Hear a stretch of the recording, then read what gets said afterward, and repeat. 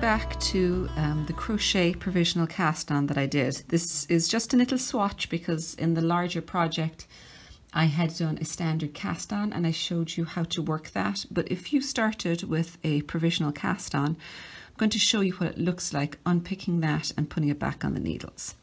So what we had at the beginning is I had one end where I had put a knot in, which I've just undone here.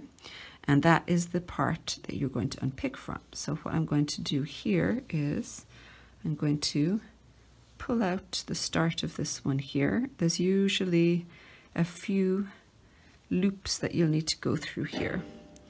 And at this point, we're almost there. Now you can start seeing that the first of the stitches here is just being exposed. So I'm going to just put my needle in here.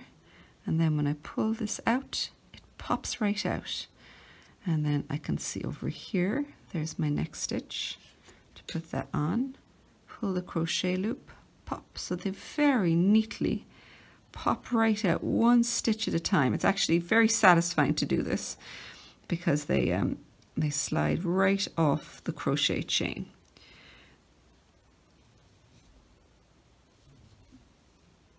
And when you get to the end, you're going to have kind of a half stitch over here, and you can pick that up as well to work with, because it's a little strange the way this works because we're coming the other direction.